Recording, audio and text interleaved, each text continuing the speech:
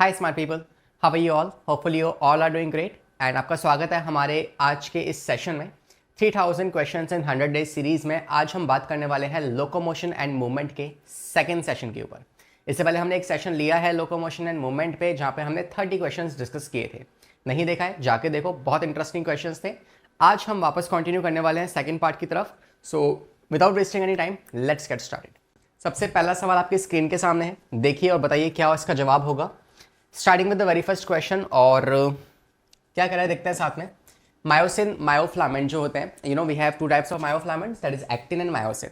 तो जो मायोसिन होता है ना, that is attach to Z disc, absent in the Z zone और सॉरी एच जोन, या found primarily in the I band, या none of this option is correct answer. तो देखते हैं क्या होगा इसका करेक्ट आंसर। होपफुली आपने इसका आंसर टिक कर लिया होगा, नहीं किया तो यार वीडियो को पॉज करके एक बार टिक कर लीजिए। देखिए सवाल का बेसिक हमें समझना है कि यार पहली बात तो ये सवाल है किसके बारे में, मायोसिन के बारे में, राइट। एंड अगर आपको ये सार्कोमिया का स्ट्रक्चर प्रॉपर्ली याद हो तो ये कुछ इस तरीके से हमारे पास एक मसल फाइबर हमने बनाया है, राइट, जिसके अंदर you know we have the thick filaments,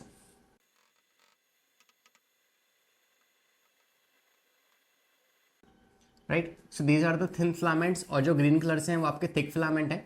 तो आपको पता है इसमें से जो आपका मायोसिन वाला होता है ना, ये जो आपके एक्टिन है, इनको होल्ड करने वाली लाइन कौन सी होती है? So the line which holds और which you know crosses this actin is called as Z line, और जो मायोसिन को क्रॉस करेगी this is called as M line, right. इसके अलावा अगर बात की जाए तो ये क्वेश्चन में और क्या ऑप्शन मेंशन है आपका, एच जोन। तो आपको पता है एच जोन क्या होता है? इफ यू रिमेंबर, तो आपका जितना मायोसिन है वो पूरा का पूरा रीजन क्या होता है आपका, ए जोन होता है, और ए बैंड आप कह सकते हो, राइट। इसके अलावा ऐसा वाला रीजन जिसके अंदर सिर्फ और सिर्फ मायोसिन है उसे आप कहते हो एच जोन। तो आप देख पा रहे हैं कि इस पूरे मायोसिन में आपका थोड़ा सा एक्टिन भी आ रहा है, लेकिन ये वाला जो रीजन है ना जिसमें सिर्फ और सिर्फ मायोसिन आ रहा है, this portion is called as H zone, right. This is called as H zone, right. तो अगर सवाल में बात की जाए तो क्या मायोसिन जो है, मायोसिन फिलामेंट जो है, क्या ये जेड लाइन से अटैच होता है? नहीं। Absent in the H zone? नहीं यार, मायोसिन तो आपके एच जोन में होते हैं और सिर्फ वही पाए जाते हैं। तीसरा कह रहा है कि primarily found in the I band? नहीं, आई बैंड होता है ये वाला, right. So we can say this is going to be the I band. जो आपके पास ये जो एक्टिन है ना, दिस इज आई बैंड, तो ये भी नहीं होगा ऑप्शन में, राइट। तो we can simply say option number D is the correct answer, that none of this is the correct answer, okay. तो ऑप्शन नंबर डी हमारा सही आंसर होगा। बाकी सॉल्यूशन में हम लिखना चाहे तो हम कह सकते हैं कि जो आपका जेड लाइन है that basically crosses what, Z line जो है ये आपके एक्टिन को क्रॉस करती है, फाइन। सेकंड वाला जो है आपके पास ऑप्शन नंबर ए के लिए ये डेफिनेशन हो गई। बी के लिए आप कह सकते हो कि absent in the H zone? नहीं, एच जोन में क्या पाया जाता है आपका, एच जोन में मायोसिन पाया जाता है, myosin is present. C option में क्या गलती है भाई, ये कह रहा है कि primarily found in the I band. No, आपको पता है कि जो आई बैंड है उसे कौन बनाता है? आई बैंड को बनाने वाला आपका एक्टिन होता है, right. So we can say option number D is the correct answer. Moving on to the next question, question number 2। क्या करे, क्वेश्चन अच्छा है, थोड़ा सा लेंदी लिया है मैंने ताकि यू नो बिकॉज नीट्स में ऐसे क्वेश्चन काफ़ी बार आते हैं एग्जामिनेशन में, ताकि आपका समय थोड़ा सा यू नो व्यर्थ हो जाए। मगर still let's practice this type of questions more and more. इसके बाद जो नेक्स्ट सेशन आएगा ना, उसमें ऐसे वाले क्वेश्चंस बहुत सारे होंगे, तो नेक्स्ट सेशन को जरूर अटेम्प्ट करना, बिकॉज उसमें क्वालिटी क्वेश्चंस होंगे जो शायद तुमने आज से पहले ना देखे हो, और साथ में इस टाइप के लेंदी क्वेश्चंस होंगे, तो आपकी प्रैक्टिस के लिए काफ़ी अच्छा होगा वो वाला सेशन, राइट। देखिए कह रहा है A band of the muscle are dark and contains, पहले आप खुद रीड कर लीजिए फिर हम साथ में सॉल्व करेंगे, वाई। तो होपफुली आपने पॉज करके क्वेश्चन को सॉल्व किया होगा। आइए सवाल देखते हैं। कह रहा है ए बैंड जो है muscles are dark and contain the myosin. तो ए बैंड जो होता है क्या उसमें वो डार्क होता है और मायोसिन होता है? बिल्कुल सही है कि जो ए बैंड है, right, that contains your myosin. और मायोसिन कैसी अपीयरेंस देते हैं? मायोसिन आपको डार्क अपीयरेंस देते हैं, है ना, दैट इज यू नो। तो पहला तो सही है। सेकंड कह रहा है कि आई बैंड जो है क्या वो लाइट बैंड है और कंटेन एक्टिन, ये भी सही है। तीसरा कह रहा है कि during muscle contraction A band contracts, क्या मसल कॉन्ट्रैक्शन के दौरान ए बैंड जो है वो कॉन्ट्रैक्ट करते हैं क्या? नहीं, ए बैंड में आपके मायोसिन आते हैं और मायोसिन और एक्टिन फिलामेंट्स कभी भी कॉन्ट्रैक्ट नहीं करते, शॉर्टन नहीं होते, राइट। तो वी कैन से और अगर हम इसके ऑप्शन नंबर सी में देखें क्या गलती है तो हम कह सकते हैं सी ऑप्शन कह रहा है आपको पता होना चाहिए कि myosin and actin never shorten और कॉन्ट्रैक्ट। फाइन, तो इस वजह से आपका ऑप्शन नंबर सी जो है वो गलत हो जाएगा, दिस इज रॉन्ग। नेक्स्ट कह रहा है कि the part between the two Z line is called as sarcomere, बिल्कुल सही है ना, दो जेड लाइन के बीच का डिस्टेंस जो होता है उसे आप सार्कोमियर के नाम से जानते हैं। नेक्स्ट कह रहा है the central part of thin filament, जो आपके थिन फिलामेंट है उनका सेंट्रल पार्ट जो है that is overlap by thick filament is called as H zone, this is wrong, right, क्योंकि जो आपका थिक फिलामेंट का जो सेंट्रल पार्ट होता है ना उसे आप एच जोन कहते हो, राइट। तो I can say fourth number जो स्टेटमेंट आपकी डी होगी या ई वाली, सॉरी, है ना, जो स्टेटमेंट आपकी ई है उसमें क्या होना चाहिए, the central part of thick filament, right, क्योंकि आपको पता है एच जोन बनता कहाँ पे है, आपके ए बैंड के अंदर बनता है, और ए बैंड में कौन आते हैं, आपके मायोसिन आते हैं। तो मायोसिन का ही जो सेंट्रल पार्ट है जिसमें आपके एक्टिन नहीं आ रहे हैं उसे आप एच जोन कहते हो, ठीक है। Not overlapped by thin filaments, उसे आप कहते हो क्या, H zone. Fine, so option number D भी आपका गलत हो जाएगा, and we can say the correct answer for this question is C और ई जो है वो आपके गलत हैं, that means option number D is the correct answer. A B D correct है, बाकी सी और ई जो है वो इनकरेक्ट है। So that's how we solve this question. Hopefully आपने कर लिया होगा, है ना, थोड़ा बहुत रिवीजन भी आपका साथ साथ होते हुए चल रहा है ना, राइट, चीज़ों को रिवाइज करना, बिकॉज यू नो सेशन को देखने के बाद अगर एक आध बार आप पेज को पलट लोगे ना इस चैप्टर के जो आपने नोट्स बनाए होंगे, तो I think this chapter will be wrap up, है ना, इस चैप्टर को आप फिनिशिंग टच देके साइड में रख सकते हो। तो it's like these sessions are important for that purpose. आगे देखिए, during muscle contraction size of A band जो है वो सेम रहता है, एच जोन जो होता है वो छोटा हो जाता है, आई बैंड जो है वो छोटा हो जाता है, या फिर सारी की सारी बातें ठीक है, या फिर सारी की सारी बातें ठीक है। आओ भाई देखते हैं क्या होगा सॉल्यूशन। तो हम कह सकते हैं कि जब मसल कॉन्ट्रैक्ट करती है तो उस टाइम पे क्या क्या होता है, हाँ जी, ड्यूरिंग मसल कॉन्ट्रैक्शन अपन लोग बोल सकते हैं सबसे पहला, जब मसल कॉन्ट्रैक्ट करेगी तो आपके जो मायोसिन और एक्टिन है वो तो शॉर्ट नहीं होंगे, तो आप कह सकते हैं myosin and actin never shorten, right, वो छोटे नहीं होंगे। दूसरा पॉइंट आप कह सकते हैं कि जो आपका आई बैंड है वो छोटा हो जाएगा, ए बैंड छोटा नहीं होगा, बिकॉज ए बैंड कंप्लीटली बना होता है किस चीज से, आपके मायोसिन से। तो वी कैन से आई बैंड शॉर्टन, लेकिन जो आपका ए बैंड है दैट रिमेन सेम, और जो आपका एच जोन है ना, एच जोन तो आपका बिल्कुल ही नेग्लिजिबल हो जाएगा,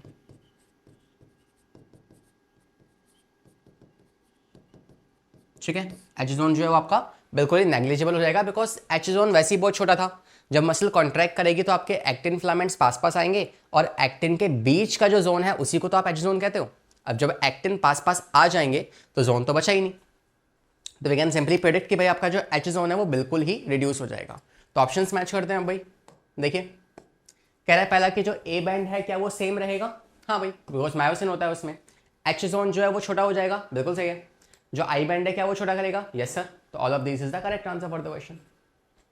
फाइन, तो होपफुली आपने क्वेश्चन लगा लिया होगा। आते हैं नेक्स्ट फोर्थ क्वेश्चन पे। Question number 4 is same in the sliding filament theory. पहला सवाल, इस सवाल से पहला मेरे लिए आपके पास एक सवाल है, मेरे पास आपके लिए एक सवाल है, एंड दैट इज बताओ स्लाइडिंग फिलामेंट थ्योरी जो है वो किसने दी थी। Comment me in the comment section, okay. तो sliding filament theory was given by which scientist. Now question is saying in the sliding filament theory of muscle contraction which of the following occur. इनमें से क्या होता है muscle contraction के दौरान। देखें, तो आइए फिर सॉल्यूशन की तरफ बढ़ते हैं। वीडियो को पॉज करके खुद से एक बार अटेम्प्ट करना मत भूलना। पहला कह रहा है एक्टिन फिलामेंट स्ट्रेच होगा, नहीं यार वो सेम रहता है लेंथ में, है ना, दैट रिमेन सेम।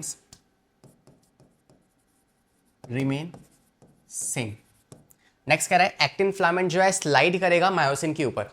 अब पहले मन में सोच लो कि यार स्लाइडिंग होती किसकी है, क्या एक्टिन फिलामेंट जो है वो स्लाइड करते हैं या मायोसिन फिलामेंट है वो स्लाइड करते हैं। मन में सोच लो एक बार, ठीक है। तो एक्टिन फिलामेंट जो है slide myosin filament pulled by ratcheting action of myosin head. Myosin head जो है वो एक्टिन को पुल करके खींच देगा, और थर्ड ऑप्शन कह रहा है कि मायोसिन फिलामेंट जो है वो स्लाइड करेगा एक्टिन के ऊपर और एक्टिन का जो हेड है वो उसे खींच देगा, राइट। लास्ट कह रहा है both actin myosin pull at the edges of muscle unit, नहीं ये नहीं होता, right. So correct answer for this question is option number B. Actin filament जो है वो मायोसिन के ऊपर स्लाइड करेंगे और जो मायोसिन का हेड है, पूरा मायोसिन मूव नहीं करेगा, सिर्फ मायोसिन का जो हेड है वो एक्टिन के साथ अटैच होके उसको स्लाइड करवा देगा। Let me show you the diagrammatical representation. पहला स्टेप पता है क्या होता है, that is called as resting stage, right. जो रेस्टिंग स्टेज है आप कह सकते हैं इसमें you can say if this is what we have myosin, है ना। अगर मान लो ये एक्टिन है, राइट, और नीचे कौन है, मायोसिन।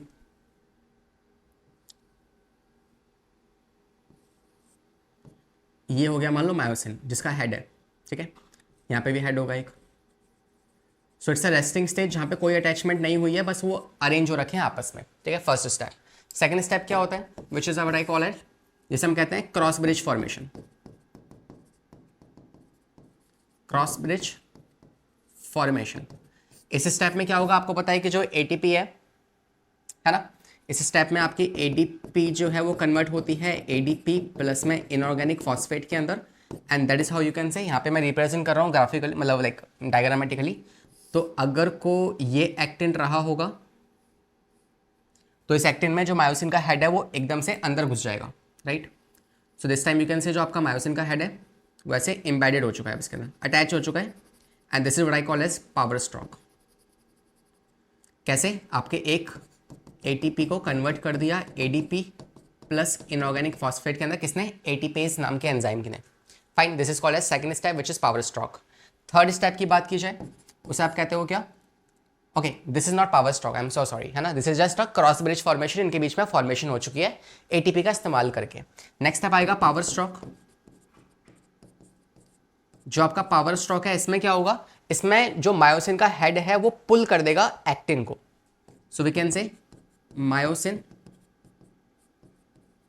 का जो हेड है ना, myosin head pulls actin, that is called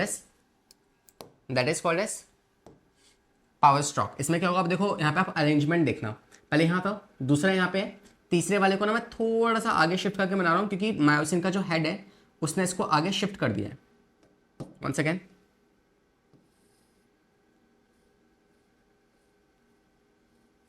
fine, तो अब यहाँ पे जो हम बनाएंगे मायोसिन, उस मायोसिन ने क्या किया, उसका हेड जो है वो ऐसे पीछे की तरफ शिफ्ट हो गया, उसने इसको स्लाइड मार दिया, and this is what I called as power stroke. Fine, और लास्ट स्टेप जो आएगा उसे आप क्या कहते हैं, the fourth step is called as basically breaking of cross bridge. Breaking of cross bridge, जिसमें क्या होगा, जिसमें आपका जो एक और एटीपी है वो आएगा और एक न्यू एटीपी जो होगा, उस न्यू एटीपी की मदद से जो क्रॉस ब्रिज फॉर्मेशन है ये टूट जाएगा और वापस से मायोसिन जो है वो एक्टिन के साथ डिटैच हो जाएगा। तो ये हमारा एक्टिन, फाइन, और जो मायोसिन है वो यहाँ से अलग हो चुका है। सो आप देख पा रहे हैं कि पहली वाली स्टेज जो है वो वापस से बन चुकी है।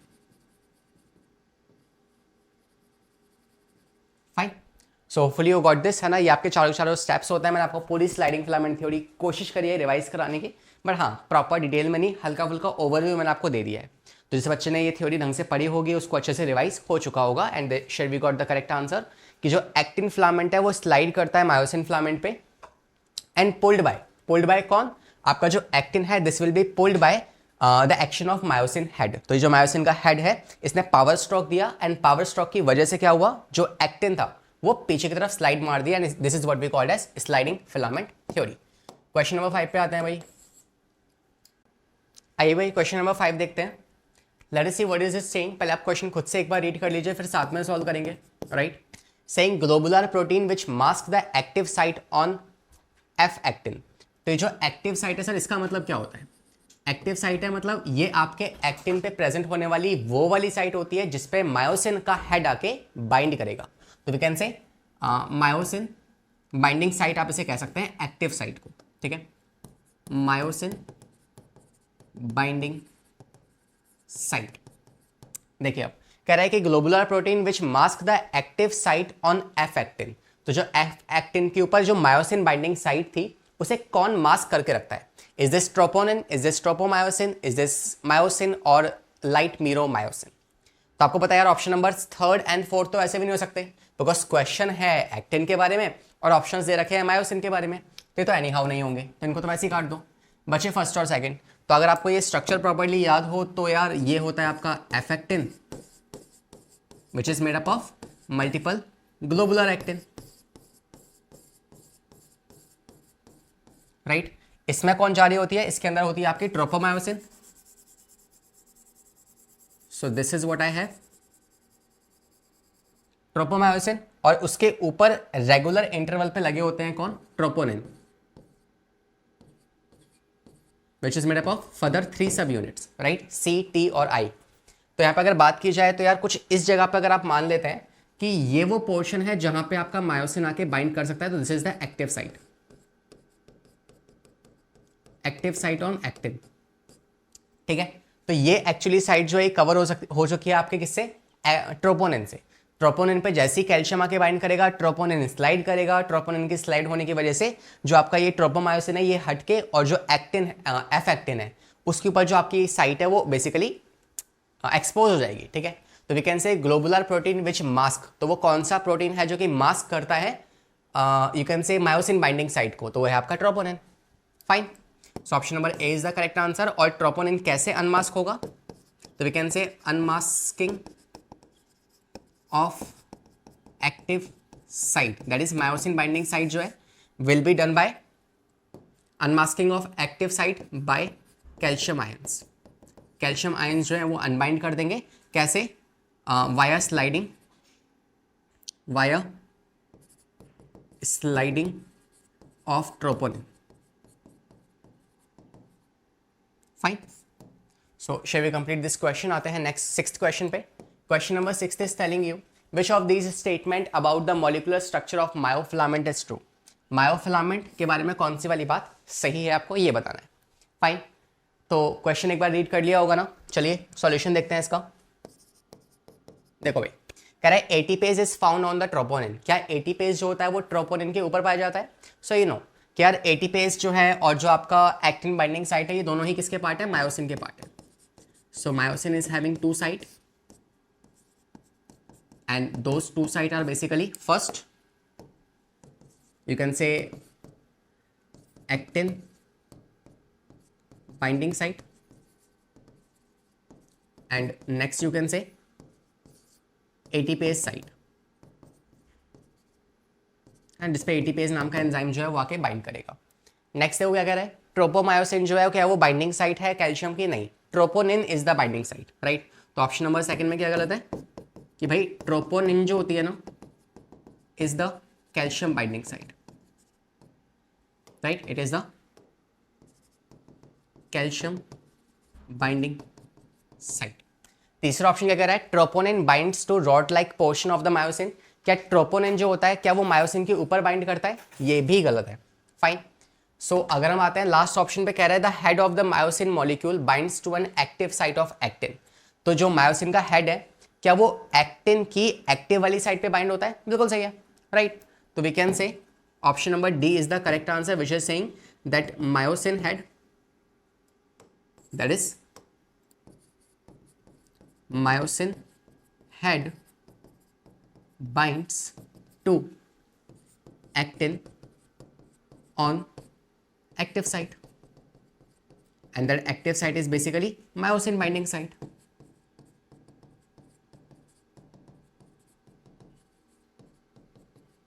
Fine. Shall we complete this question? Option number D is the correct answer for this question. आते हैं 7th क्वेश्चन पे। खुद से रीड कीजिए भाई एक बार, बहुत इजी क्वेश्चन है ना। और प्लीज़ जो बच्चे सोच रहे हैं ना कि यार ये अलग फॉन्ट में लिखा हुआ है तो यही हमारा आंसर होगा, लेकिन ऐसा कुछ नहीं है, फाइन। आप खुद से अटेम्प्ट कीजिए एक बार। Which one yields ATP required for muscle contraction. Muscle contraction के लिए अगर एटीपी जो चाहिए होता है वो कौन प्रोवाइड करता है इन चारों ऑप्शंस में से? देखें, चलो सॉल्यूशन देखते हैं। मैं पहले इसका आंसर बता दूं, correct answer is option number C. जिन बच्चों को आता है वो आप आगे फॉरवर्ड मूव कर सकते हैं, जिसको नहीं पता आप सॉल्यूशन भी देख सकते हैं। पहला आपको पता है कि इंस्टेंट सोर्स ऑफ एनर्जी कौन होता है मसल्स में, बताइए। इंस्टेंट सोर्स ऑफ एनर्जी कौन होता है? फॉस्फोजेंस, फॉस्फाजन। तो फॉस्फाजेंस कौन होते हैं? These are the immediate source of ATP, immediate source of ATP. ये एटीपी के इमीडिएट सोर्स कहलाए जाते हैं। Fine, so these are the immediate source of ATP, जो क्या करता है बेसिकली एटीपी प्रोवाइड करेंगे, जो एटीपी जो है वो एडीपी के अंदर प्लस इनऑर्गेनिक फॉस्फेट में कन्वर्ट हो जाएगा। फिर दूसरा क्या होता है आपके पास, स्ट्रेस वाली कंडीशन में who is acting as a you can say ATP yielding कौन करवाता है? तो we have creatine phosphate. Creatine phosphate जो है ये स्ट्रेस वाली कंडीशन में it is acting as a energy source जो एटीपी प्रोवाइड करवाएगा, और यही है जो एटीपी का यू कैन से रिसाइकलिंग करवाएगा। तो बेसिकली क्या हुआ है आपको पता है, एडीपी है, तो एक क्रिएटिन फॉस्फेट क्या करता है, ये अपना एक फॉस्फेट दे देता है इस एडीपी को। तो यहाँ पे एडीपी के पास जो इनऑर्गेनिक फॉस्फेट दिया वो किसने दिया? This is given by this creatine phosphate, नाम में आ रहा है ना फॉस्फेट, तो इसने अपना एक फॉस्फेट दे दिया एडीपी को। And as you know adenosine diphosphate को जैसे ही एक और फॉस्फेट मिलेगा it will be converted into, ये कन्वर्ट हो जाएगा एटीपी के अंदर। Fine, and this is how your ATP will be restored. Fine, तो we can say creatine phosphate is acting as a first of all recovery of ATP, ये करवाएगा। दूसरा काम क्या होता है इसका, साथ में ये स्ट्रेस कंडीशन में एटीपी यील्डिंग करवाता है, स्ट्रेस कंडीशंस में। फाइन, तो it's a source of energy, हम इसे कह सकते हैं। Option number C is the correct answer. आते हैं नेक्स्ट क्वेश्चन पे, question number 8। Saying that stimulus several times greater than the threshold stimulus is provided to muscle fibre. एक threshold frequency होती है, होता है कई बार हमारे साथ भी होता है कि यार आपके पड़ोसी के बच्चे आए आपके घर में, अब तुम पढ़ने बैठे हो, तुम्हारा एग्जाम है कल, और वो अपनी चिक चिक चिक चिक किए जा रहे हैं कि भैया भैया कैसे हो आप, भैया भैया ये काम कर दो ना, भैया भैया समोसा खिला दो, भैया भैया मैगी खिला दो। तो इट्स लाइक अब तुम्हें परेशान कर रहे हैं। अब तुम्हारी एक वैल्यू, एक लिमिट होगी कि यार तब तक मैं इसको झेल लूँगा, उसके बाद अगर इसने कुछ बोला ना ठोक डालूंगा इसको मैं छत से फेंक दूंगा नीचे, ठीक है। तो एक थ्रेशोल्ड फ्रीक्वेंसी टच होने के बाद तुमसे झेला नहीं जाता है ना, this is what we call as a threshold frequency. तो ऐसी एक मसल है, उसको आपने एक वैल्यू दी, अब वो वैल्यू इतनी छोटी है कि मसल कॉन्ट्रैक्ट ही नहीं करेगी, आपको एक मिनिमम वैल्यू प्रोवाइड करनी पड़ेगी जिसकी वजह से आपकी मसल कॉन्ट्रैक्ट कर जाए। फॉर एग्जाम्पल, अगर अपने हाथ को मैं ऐसे टच कर रहा हूँ, मसल कॉन्ट्रैक्ट नहीं कर रही है ना, बिकॉज ये बहुत कम वैल्यू है। अब यहीं में अगर पेन या गर्म चीज कोई चुबा दूं उस पर, तो मसल कॉन्ट्रैक्ट कर जाएगी। दैट मीन्स वो जो वैल्यू थी वो थ्रेशोल्ड वैल्यू है।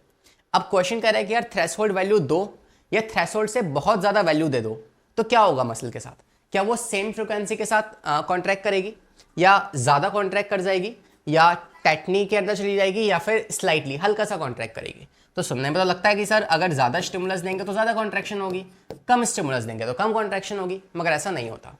क्यों नहीं होता? बिकॉज आपकी जो मसल है वो क्या फॉलो करती है? All and none law follow करती है। क्या फॉलो करती है? All and none law. क्या कहते हैं ऑल एंड नन लॉ? ये बोलता है कि यार muscle will contract at the threshold और supra threshold frequency, either it will not contract. ठीक है, we can say contraction of muscle, और we can say either your muscle contract on, आपकी जो मसल है वो कॉन्ट्रैक्ट करेगी ऑन थ्रेशोल्ड और सुपरा थ्रेशोल्ड स्टिमुलस, और it will not contract at all. अगर आपने वो मिनिमम वैल्यू का थ्रेशोल्ड उसे दिया तो कॉन्ट्रैक्ट करेगी, उससे ज़्यादा दोगे तब भी वो सेम कॉन्ट्रैक्ट करेगी, उससे कम दोगे तो वो कॉन्ट्रैक्ट ही नहीं करेगी। This is what we called as all and none law, and ये मसल कॉन्ट्रैक्शन फॉलो करते हैं। तो option number A is the correct answer, वो सेम फोर्स के साथ ही कॉन्ट्रैक्ट करने वाली है। फाइन, क्वेश्चन नंबर 9 पे आते हैं। Saying that which of the following statement is not true, कौन सी स्टेटमेंट सही नहीं है? Red muscle fibres are slower in contraction rate, क्या रेड मसल फाइबर्स स्लो होते हैं कॉन्ट्रैक्शन में? सही है। व्हाइट मसल फाइबर्स जो हैं depends mainly on anaerobic glycolysis. हाँ भाई, आपके व्हाइट मसल फाइबर्स जो है वो अनारोबिकली करते हैं, तो ये भी सही है, ये भी सही है। नेक्स्ट कह रहा है व्हाइट मसल फाइबर्स जो है ये रिच इन माइटोकॉन्ड्रिया होते हैं। तो जो आपके व्हाइट मसल फाइबर्स है वो उनके पास माइटोकॉन्ड्रिया कम होता है because they takes part in anaerobic respiration. तो यहाँ से आपका आंसर आ चुका है ऑप्शन नंबर सी, ये रॉन्ग स्टेटमेंट है and we can just justify this. क्यों है भाई रॉन्ग? बिकॉज आपको पता है कि जो व्हाइट मसल फाइबर्स हैं, जो व्हाइट मसल फाइबर्स हैं क्या करते हैं, ये व्हाइट मसल फाइबर्स जो हैं ये अनारोबिक रेस्पिरेशन करते हैं। अनएरोबिक रेस्पिरेशन में पार्ट लेते हैं, इसका मतलब इनके पास लेस माइटोकॉन्ड्रिया होगा, लेस माइटोकॉन्ड्रिया होगा।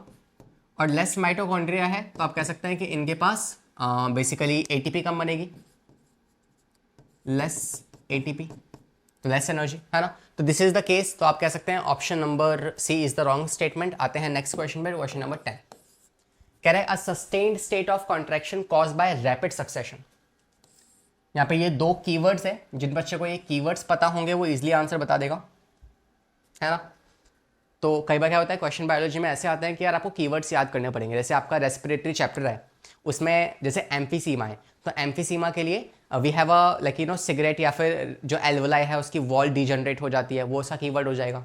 ऐसे ही जो एस्थमा होता है ना, एजमा, तो अस्थमा जो होता है उसमें क्या होता है कीवर्ड बनेगा आपका ब्रोंकियोल्स, कि ब्रोंकियोल्स में म्यूकस प्रोडक्शन हो गया है, तो आपका वो यू कैन से अस्थमा हो जाएगा। तो ऐसे कीवर्ड्स कैच करोगे ना तो बेस्ट होता है कि यार इन कीवर्ड्स जब भी आपको दिखे ना तो आप इनको कहीं स्टिकॉन्स पे लिख के कहीं पेस्ट कर लो अपने सामने, ताकि रोज एंड रोज क्या होगा, बार बार आपके मन में ये कीवर्ड्स सेट होंगे and that's a key to get good marks, right, और to get full score in biology.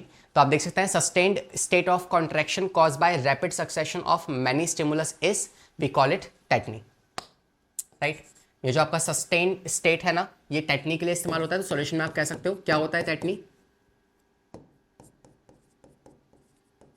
तो टेटनस जो होगा या टेटनी जो होगा,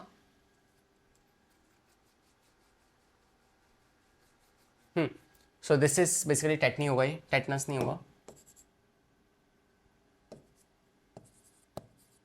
तो आप कह सकते हैं यहाँ पे कि टेटनी जो होगा वो क्या होगा, आप कह सकते हैं it is the wild contraction, है ना, rapid spasm of wild muscle contraction, of wild muscle contraction. Hopefully you got the answer, ठीक है। तो आपको यहाँ पे रैपिड सक्सेशन याद रखना है, सस्टेन्ड स्टेट याद रखनी है, इसके अलावा रैपिड स्पैज्म वर्ड आ जाए या फिर वाइल्ड कॉन्ट्रैक्शन वर्ड आ जाए, इन वर्ड्स के माध्यम से आप बता सकते हैं। Also sustained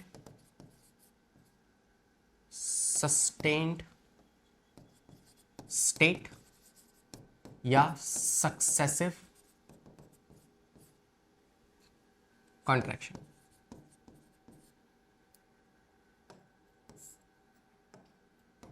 fine, so we can say option number C is the correct answer for this question. आते हैं 11th क्वेश्चन पे। Question number 11th is saying end of long bones are covered by which of the following. जो long bones होती है उनके ending पे क्या लगा होता है आपको ये बताना है। ये टॉपिक वैसे आपके जो जॉइंट्स वाला पार्ट है ना, उस जॉइंट वाले पार्ट से ये क्वेश्चन लिया गया है, सोच के बताइए। देखें, लेट्स सी द आंसर। तो अगर मैं यहाँ पे आपको बोन्स का स्ट्रक्चर बना के दिखाऊँ ना, तो कुछ इस तरीके से बोन्स होंगी या बोन्स के एंड बनेंगे, ठीक है। इतना गैप नहीं होता, हल्का सा गैप होता है, जस्ट फॉर बेटर अंडरस्टैंडिंग मैंने इसको काफ़ी गैप बना के दिखाया है। अब क्या होता है आपको पता है कि जो बोन्स है उसकी आउटर मोस्ट लेयर क्या होती है, पेरियोस्टियम। तो ये जो मैं लेयर यहाँ पे बना रहा हूँ, this layer is basically periosteum,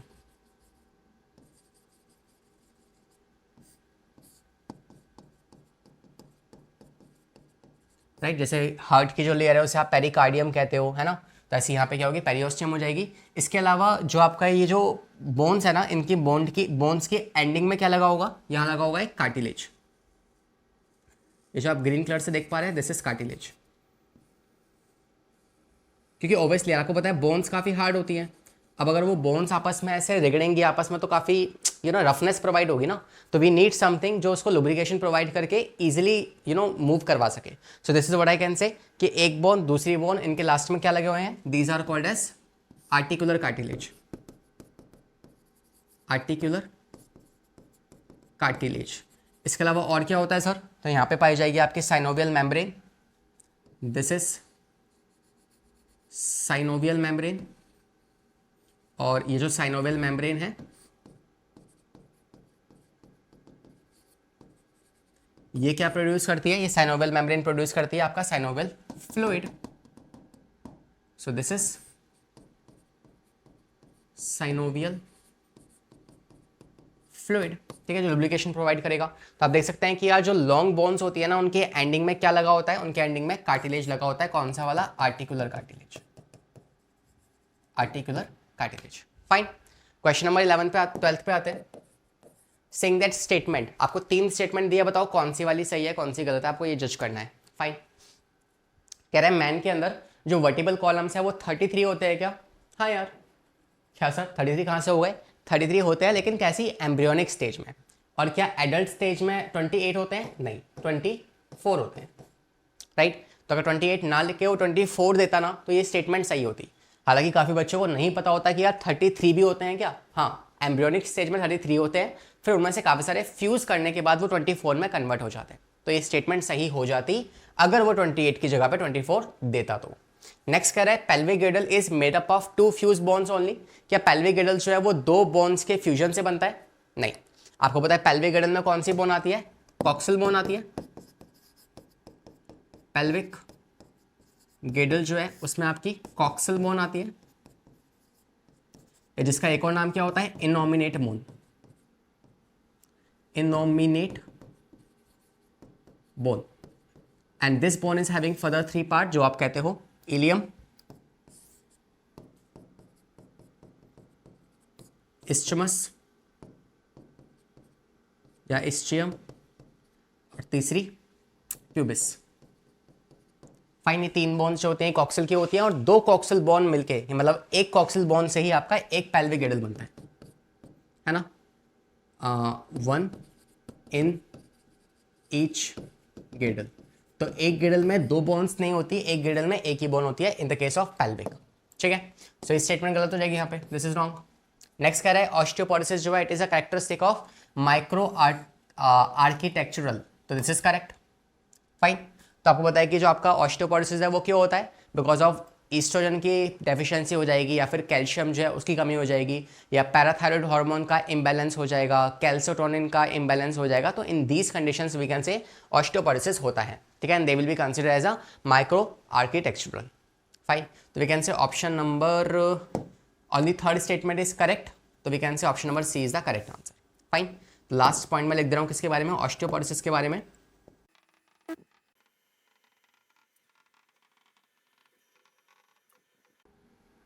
Okay, so these are the reasons for osteoporosis. Less estrogen level या कैल्सिटोनिन और पैराथायरॉइड हार्मोन का इम्बैलेंस हो जाएगा, एंड कैल्शियम डेफिशिएंसी की वजह से ऑस्टियोपोरोसिस हो सकता है। Let's come on to the 13 question.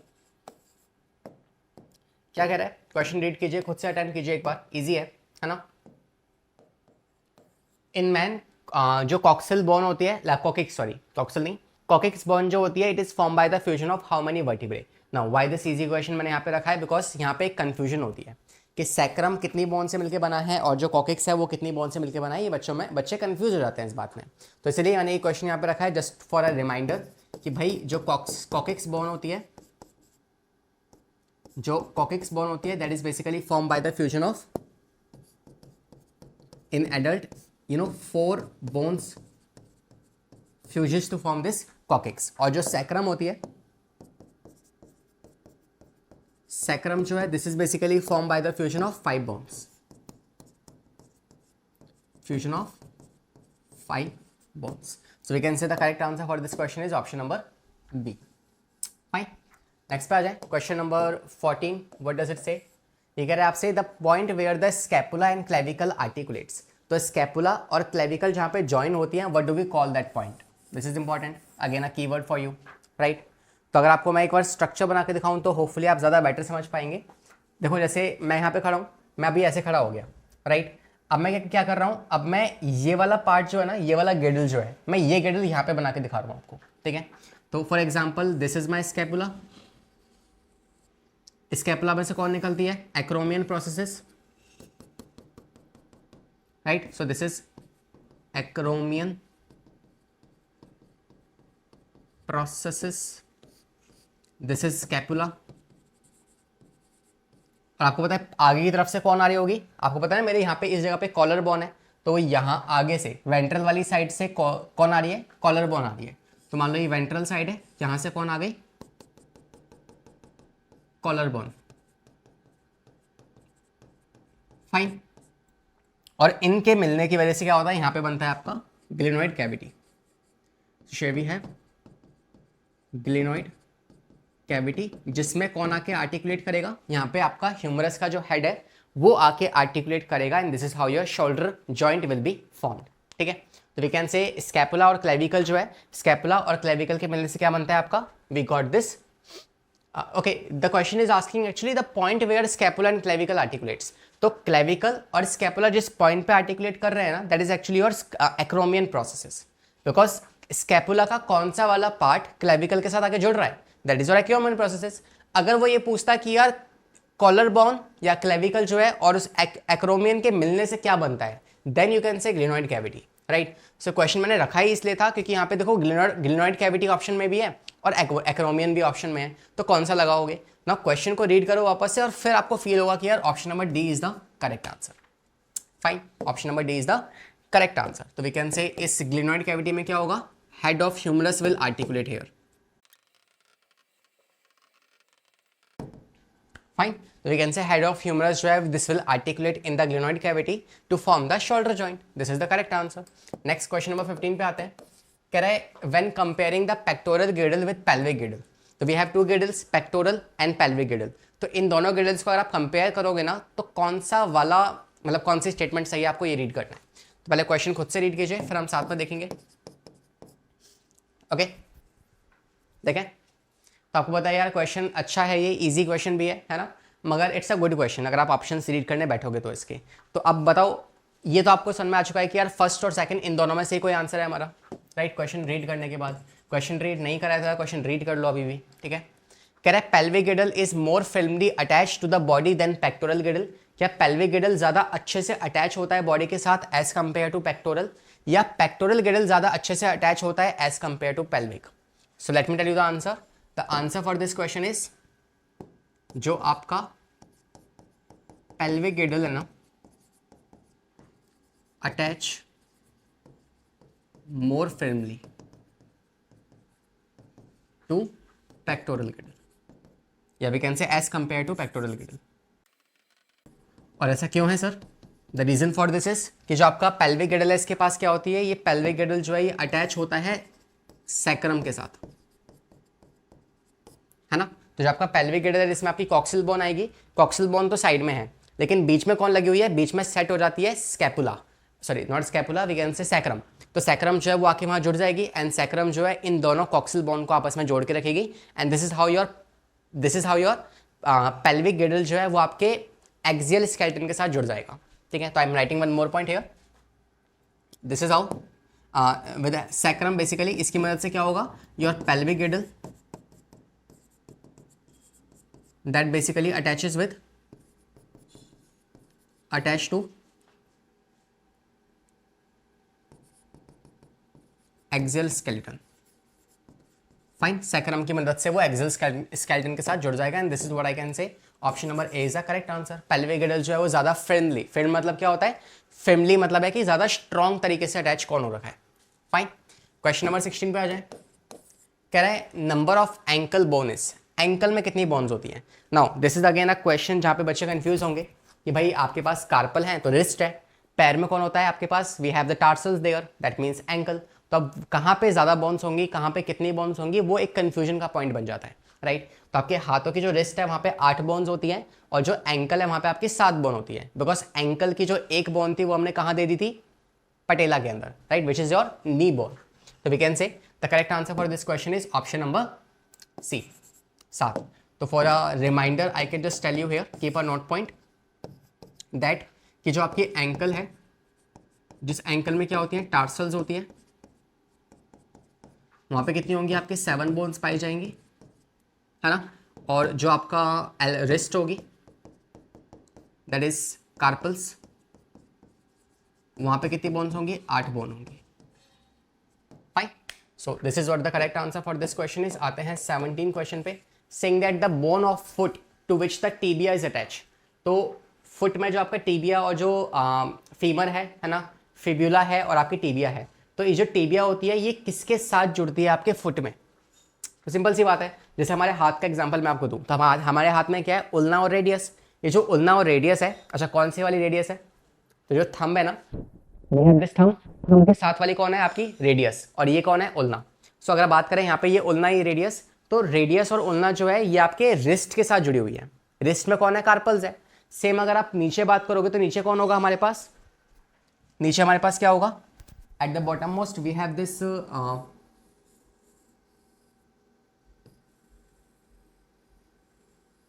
ये हो जाएंगे coxal bones, that is your pelvic girdle, जिसमें हेड ऑफ फीमर आके जुड़ेगा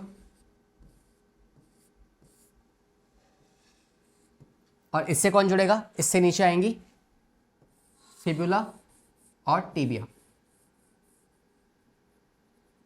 फिबुला और टीबिया आके यहां पे जुड़ जाएंगी।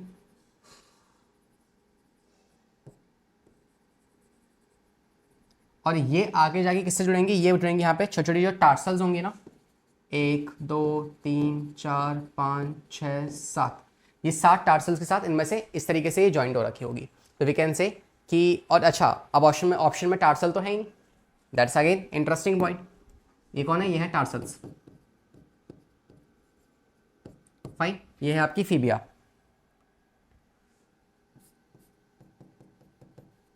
Fibula and tibia. फाइन, ये हो जाएगी आपकी फीमर और इसके ऊपर कौन है? कॉक्सल बोन्स है। तो यहाँ पे अगर हम बात करें, यहाँ टार्सल तो ऑप्शन में है ही नहीं, तो आपको पता होना चाहिए कि यार 7 टार्सल्स है ना, इन 7 टार्सल्स के भी नाम होते हैं कि पहले का नाम क्या है, दूसरे का नाम क्या है, तीसरे का नाम क्या है। तो इनमें से ही जो सेकंड टार्सल है ना, उसका नाम होता है talus. This is what I got the point, option number A, right. तो वी कैन से कि यहाँ पे अगर बात की जाए तो टार्सल्स हैं आपके पास कितनी? 7 टार्सल्स हैं। इन 7 टार्सल्स में से जो आपकी सेकंड टार्सल होगी, that is basically called as talus, right, that is called as talus. तो टेलस के साथ आपकी फीबिया जो है वो जुड़ी हुई होगी, and this is how we can say the correct answer is option number A. Fine, तो we can say second tarsal is also called as talus. Fine, आते हैं क्वेश्चन नंबर 18 पे। Question number 18 is saying immovable joint is present. बताओ इनमें से कौन सा वाला इमूवेबल जॉइंट है जो मूव ही नहीं करता? तो आपने टाइप्स ऑफ जॉइंट पढ़े होंगे ना, हालांकि हमने मेजॉरिटी तो आपके साइनोवियल जॉइंट्स ही पढ़े हैं, मगर स्टिल जो डिफरेंट टाइप के जॉइंट्स थे वो कौन कौन से थे? Let's talk about them. तो यहाँ पे सॉल्यूशन में बात की जाए तो आपको 3 तरह के जॉइंट्स आपने पढ़े हैं। पहला होता है फाइब्रस जॉइंट, फाइब्रस जॉइंट जिसको आप इमूवेबल जॉइंट भी कहते हो, इमूवेबल जॉइंट के नाम से भी जानते हो। सेकंड जो है उसे आप कहते हो साइनोवियल, और we can say slightly movable joint, जिसे आप कार्टिलेजिनस जॉइंट भी कहते हो, राइट, कार्टिलेजिनस जॉइंट, या जिसका दूसरा नाम क्या है? It is also called as slightly movable joint, slightly movable joint. और तीसरा जो होता है उसे आप कहते हो साइनोवियल जॉइंट, वेरी फेमस है ना।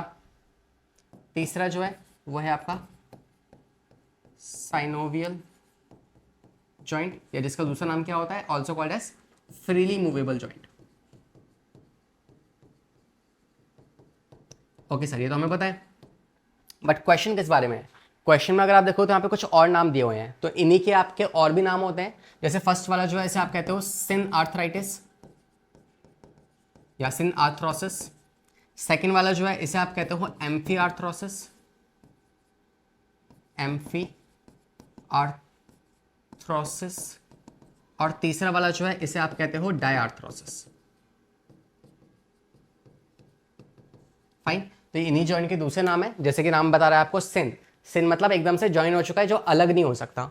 एम्फी मतलब थोड़ा सा मूव होगा, थोड़ा सा मूव नहीं होगा, तो फ्लेक्सिबल है। लास्ट वाला बिल्कुल ही फ्री है, राइट। तो we can say option number what is correct. तो इमूवेबल की बात कर रहा है, मतलब फर्स्ट वाले की बात कर रहा है, and that is synarthrosis, option number A. Fine, question number 19 पे आ जाए। देखो क्या कह रहे हैं, read the question by yourself, then we'll do it together. हाँ, कह रहा है which of the following is a cartilaginous joint, इनमें से कौन सा वाला कार्टिलेजिनस जॉइंट है, आपको ये बताना है, राइट। तो स्यूचर्स जो होते हैं ये तो नहीं है, ये तो आपका फाइब्रस जॉइंट हो जाएगा, राइट। जो स्यूचर्स हैं they are fibrous joint. Okay sir, ये तो आंसर नहीं होगा। नेक्स्ट कह रहा है एल्बो। अगर हम एल्बो की बात करते हैं तो जो आपकी एल्बो है यहाँ पे आपका नी जो नी होगा, मतलब सॉरी एल्बो होगी। एल्बो में कौन सा होता है, यहाँ पे आपका होता है साइनोवियल जॉइंट, उसमें भी कौन सा वाला, हिंज जॉइंट। फाइन। तीसरा आपके पास साइनोवियल जॉइंट, तो साइनोवियल जॉइंट तो अपने आप में एक अलग कैटेगरी है, राइट। लास्ट बात करें अगर प्यूबिस के बारे में, तो प्यूबिक बोन पूछे तो वो डिफरेंट है, लेकिन प्यूबिक सिम्फाइसिस बोले तो प्यूबिक सिम्फाइसिस क्या होता है, जहां पे दो कॉक्सिल बोन जुड़ती है, that point is called as pubic symphysis. If you don't remember let me tell you कि अगर ऐसा सा कुछ प्यूबिस है,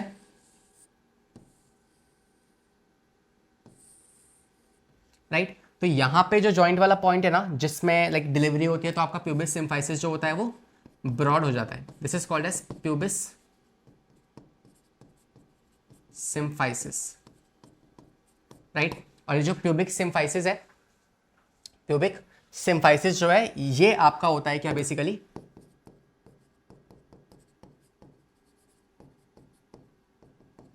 this is a kind of a cartilaginous joint. और कौन सा वाला, white fibrous cartilage, white,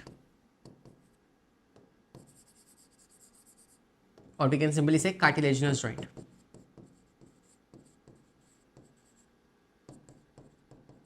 fine. So correct answer for this question is option number not C. C कैसे हो जाएगा, है ना, सॉरी, प्यूबिक सिम्फाइसिस जो है वहां पाया जाता है आपका कौन सा वाला, कार्टिलेजिनस जॉइंट पाया जाता है। तो option number D is the correct answer. 20 question देखो भाई, इजी क्वेश्चन है और अच्छा सवाल है ना। कह रहा है कि the type of joint between the sternum and the ribs is in the human. Humans में जो रिब्स और स्टर्नम है उनके बीच का जो जॉइंट है वो क्या होता है, आपको वो बताना है। पहले ड्रॉ कर लेते हैं। तो you know we have the sternum, जिसका सबसे पहला पार्ट क्या होता है, मनोब्रियम। जिसके बाद क्या आएंगे आपके, we have this body, and last में क्या हो जाएगा, xiphoid. This is xiphoid, this is body, this is manubrium, और जिसके साथ आगे कौन जुड़ेगी, आपकी रिब्स जुड़ेंगी। तो समवेयर हेयर हमारे पास क्या होंगे, रिब्स होंगी। ये मान लो आपकी एक रिब हो गई, फिर दूसरी रिब आके जुड़ेगी, राइट। तो यहाँ पे बात कर रहा है कि यहाँ पे जो जॉइंट पाया जाएगा ना, उस जॉइंट का नाम क्या है, आपको वो बताना है। तो यहाँ पे आपका होता है cartilaginous joint, cartilaginous joint, and वो भी कौन सा वाला, that to hyaline cartilage,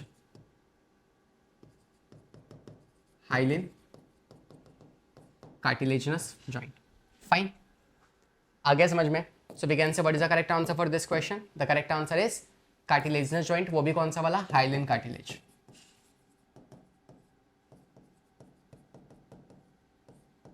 fine.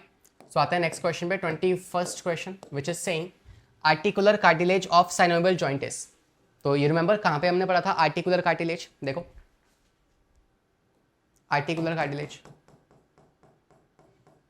ये देखो ये रहा, है ना, आर्टिकुलर कार्टिलेज जो दो लॉन्ग बोन्स के बीच में पाया जाता है ना, फॉर द लुब्रिकेशन। सो अगर हम इस सवाल में बात करें तो बताइए क्या होगा जवाब। देखें, होपफुली आपने क्वेश्चन रीड कर लिया है, and the correct answer for this question is it's a type of a elastic cartilage और hyaline. So it's a kind of a hyaline cartilage, ठीक है। तो जो आपका आर्टिकुलर कार्टिलेज है वो एक तरह का हाइलिन कार्टिलेज ही होता है। फाइन। क्वेश्चन नंबर 22 पे आते हैं, which is saying that in locomotion movement between two structures of which of the following set takes part in man. तो जब अब मूवमेंट होती है ना, तो मूवमेंट में हालांकि ऐसे मूवमेंट नहीं करेंगे हम सिंपली वॉकिंग कर रहे हैं, ठीक है। तो उस वॉकिंग में अगर हम बात करें तो इफ लाइक फॉर एग्जांपल अगर मैं यू नो वॉक करके दिखाऊं आपको, तो अगर वॉकिंग की बात की जाए तो इसमें मेरा कौन सा वाला पार्ट जो है ना वो यूज़ होने वाला है, आपको ये बताना है। फाइन, ऑप्शंस देख लीजिए और मैच कीजिए क्या होगा आंसर। थोड़ा गाना शाना बजा दो। तो अगर हम यहाँ पे बात करते हैं तो लोकोमोशन में कौन से दो स्ट्रक्चर सेट हैं जो टेक पार्ट लेंगे, तो वी कैन से सिंपली जो आपका फीमर है that is your thigh bone, और जो पेल्विक गिर्डर है यही वो दो पार्ट्स है जिससे आप मूव कर पाओगे, अगर यही नहीं होंगे तो मूव कैसे करोगे भाई, है ना बाबू मसा है। तो वी कैन से सॉल्यूशन क्या होगा इसका, correct answer is option number C, that is femur and pelvic girdle की मदद से ही आप मूवमेंट शो कर सकते हैं। फाइन, अगले सवाल पे आ जाए। तो आंसर क्या होगा, मूवमेंट के दौरान जो दो सेट हैं वो कौन है जो मूव कर रहे हैं, एक है आपका फीमर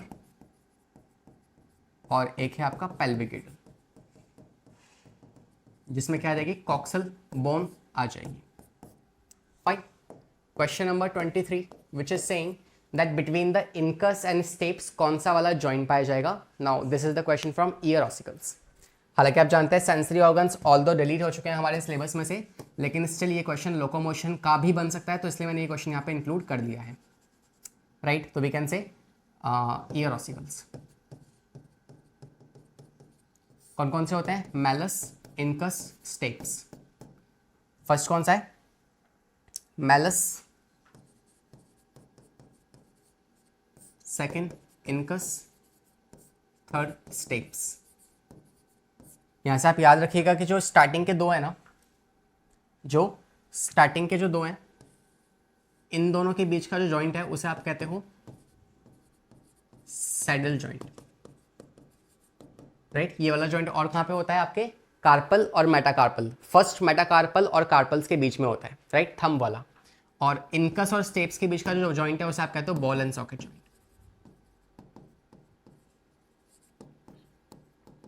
फाइन, सो इस डेटा की मदद से हम इसका आंसर लगा सकते हैं। The correct answer for the question is incus and steps, ball and socket. Okay, 24 similar question, मगर कुछ और नई बातें। तो अगर यहाँ पे हम बात करते हैं, क्वेश्चन कह रहा है कि बताओ कौन सा जॉइंट होगा मैलस और इनकस के बीच में। तो यू कैन सी मैलस और इनकस के बीच में कौन सा वाला आपका सैडल जॉइंट है। राइट, तो correct answer for this question is option number A, saddle joint. Right, 25th question पे आते हैं। Question is saying that the saddle joint occur between, तो जो सैडल जॉइंट है वो कौन से दो के बीच में पाया जाएगा, is this carpal and first metacarpal, femur and pelvic Gilder, all vertebrae या फेरेंजेस। तो जस्ट आई टोल्ड यू है ना कि अगर आप अपने थंब को देखेंगे ना, तो we have the wrist here, wrist में क्या है, कार्पल्स है। ध्यान से देख, इधर देख, इधर है ना, we have the carpals here. और ये आपके पास क्या है, पहली पाम, दूसरी palm bone that is metacarpal, तीसरी, चौथी और ये थंब वाली पांचवी या फर्स्ट से आप कंसिडर कर सकते हो। तो ये जो थंब की मेटाकार्पल है और ये रिस्ट की जो कार्पल है, तो अपनी फिंगर को ना यहाँ पे रखो, कहाँ पे, यहाँ पे, यहाँ रखो और अपने थंब को ऐसे मूव कराओ, you will feel a kind of a joint over there, right, and that joint is called as saddle joint। तो कैसे दिखाऊं मैं आपको, नहीं दिखाऊंगा, मैं आपको बना के दिखाऊंगा। तो we can say if this is my finger, pinky, index finger, no, this is ring finger, then we have this and this, right। तो इसमें ये थंब हो जाएगा। तो थंब में जो यहाँ पे क्या है मेरे पास, मेटाकार्पल है। तो फर्स्ट मेटाकार्पल जो कि है थंब की मेटाकार्पल, और यहाँ पे जो आपके पास 8 क्या है, कार्पल्स है, इनके बीच का जो जॉइंट है ना, इसे आप कहते हो सैडल जॉइंट। बिकॉज थंब में भी क्या होंगी, आगे जाके दो बोन्स और होंगी, एक ये रही और एक ये रही। ऐसे यहाँ पे 3 होती हैं, 1 2 3, 1 2 3, 1 2 3, 1 2 3, फिर यहाँ पे होगी 1 1 1 1। तो इसकी बात कर रहा हूँ, इसकी और इसकी। Fine, so shall we complete this question? The correct answer for the question is option number carpal and first metacarpal। 26th question, sorry, my bad। 26th question saying the articulation of odontoid processes of axis and atlas is an example of। बताओ, articulation of odontoid processes. तो आपको पता है axis और Atlas दो हैं हमारे पास, पहले वाली एटलस, सेकंड वाली एक्सिस। इनमें से किसके पास ओडोंटॉइड प्रोसेसेस होती हैं और किसके पास ओडोंटॉइड फोसा होता है। पहले तो आपको ये पता होना चाहिए, because that can be framed as a good question. तो आपको पता है कि अगर ये C1 है और ये C2 है, that is atlas and that is axis. तो जो एटलस है ना, उसके पास होता है depression, that means fossa, so it has odontoid fossa. और जो सेकंड है उसके पास क्या होता है, उसके पास होती है ओडोंटॉइड प्रोसेसेस। फाइन, तो इसके पास होगी प्रोसेसेस, इसके पास होगा fossa, and that is how you can से लॉक एंड की स्ट्रक्चर बनेगा।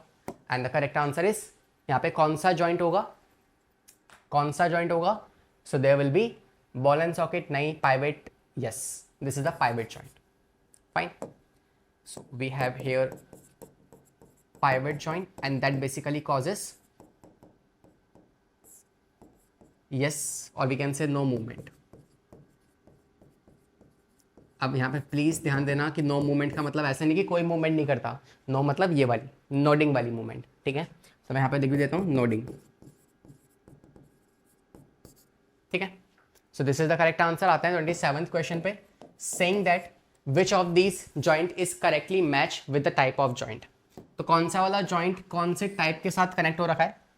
Atlas to occipital condyle pivot है, तो एटलस और ऑसिपिटल कॉन्डाइल जो है पाइवेट है क्या। टार्सल्स मेटाटार्सल्स सैडल होता है क्या। टीबिया टेलस हिंज होता है क्या। और फीमर और कॉक्सल जो है क्या ये एलिप्सॉइडल है।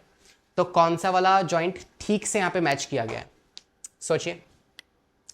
तो अगर देखा जाए इसका आंसर, तो व्हाट आई कैन से कि जो आपका option C is going to be the correct answer, that is tibia और टेलस। टेलस क्या आपको पता है, again your tarsals, right, that is going to be a hinge joint. Option number C is the correct answer. Question number 828 पे आते हैं, कह रहा है which of the following permits movement of articulation bones into two axis. तो biaxial आपसे पूछ रहा है, तो आपको एग्जांपल से यार सबके पता होना चाहिए कि मोनो एक्सियल कौन है, आपका बाई एक्सियल कौन है, और आपका मल्टी एक्सियल कौन है। फाइन, तो देखते हैं। सेकंड से जो आपके मोनो एक्सियल है ना, उसमें एग्जांपल्स क्या आ जाएंगे, यहाँ पे आपका एग्जांपल आएगा पाइवेट। पाइवेट जो है वो आपका एक मोनो एक्सियल आपका हो जाएगा, और हिंज जॉइंट जो है वो आपका मोनो एक्सियल है, राइट। तो pivot and hinge joint.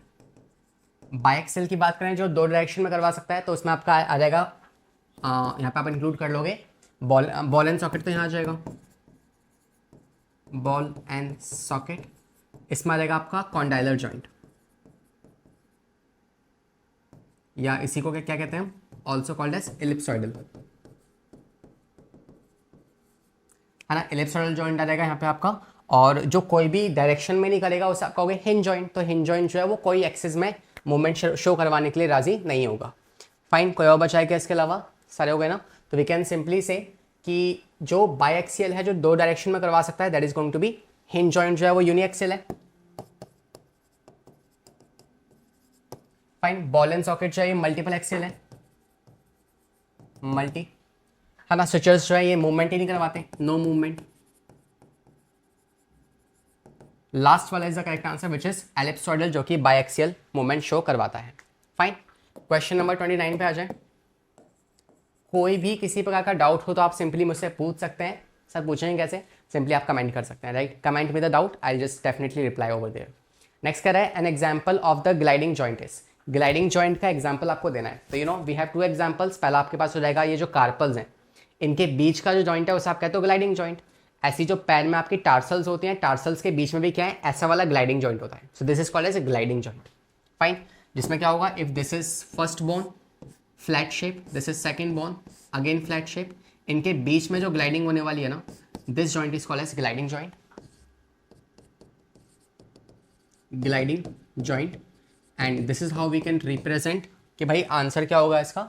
Option number humerus and glenoid cavity, occipital and Atlas, femur and फीबरटिबुलर, no, this is the correct answer, option number C, zygapophysis of adjacent vertebra. तो जो आपके दो vertebra हैं उनके बीच में भी कौन सा वाला जॉइंट होगा, ऐसे वाला, से ग्लाइडिंग जॉइंट। ओके, तो तीन लोकेशंस हैं। पहली लोकेशन क्या है, between tarsals, second between carpals, and third between the zygapophysis, between vertebrae. Fine, that is zygapophysis, ज़ाइगोपोफाइसिस।